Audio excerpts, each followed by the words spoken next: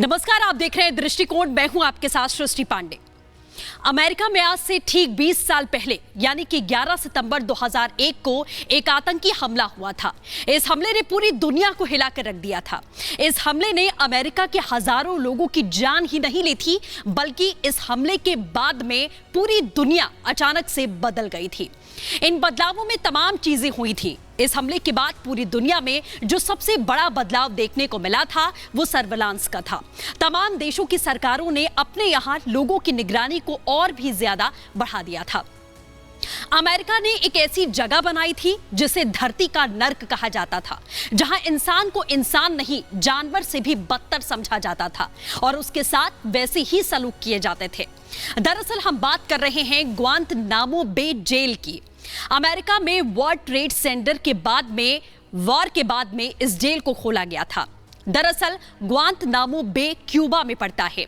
इस जेल में कैदियों को स्लीप डिप्रेशन के हाल में डाल दिया जाता था, यानी कि उन्हें सोने नहीं दिया जाता था।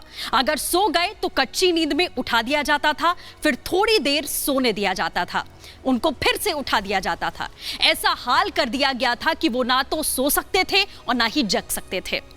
यही नहीं, गर्मियों के दिनों में यहाँ का तापमान और भी ज्यादा बढ़ा दिया जाता था और ठंड में तापमान को घटा दिया जाता था। बाहर से किसी को भी यहाँ पर आने जाने की इजाजत नहीं दी गई थी। कटीले तारों और टूटे हुए शीशे से शरीर को गोदा जाता था। मानवाधिकार कार्यकर्ता इसे धरती का नर्क बताया करते हैं। इस जेल में अमेरिका ने खालिद शेख मोहम्मद को भी कैद करके रखा था, जिस पर 9/11 की साजिश रचने का आरोप लगा था। अमेरिका ने इसी हमले का बदला लेने के लिए तब अफगानिस्तान में कब्जा जमाया था।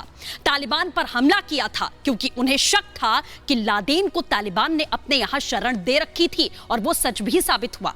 इस हमले के बाद अफगानिस्तान में तालिबानियों का कब्जा खत्म हो चुका था पूरी तरीके से। हालांकि अब 20 साल के बाद एक बार फिर से तालिबानियों ने अफगानिस्तान पर कब्जा जमा लिया है और अपनी आतंक की जड़ों को और ज्यादा मजबूत करने की फिराक में बैठे हुए हैं। सवाल यही है कि आखिरकार 20 साल की इस जंग में अमेरिका के हाथ लगा क्या? फिलहाल के लिए बस इतना ही। नमस्कार।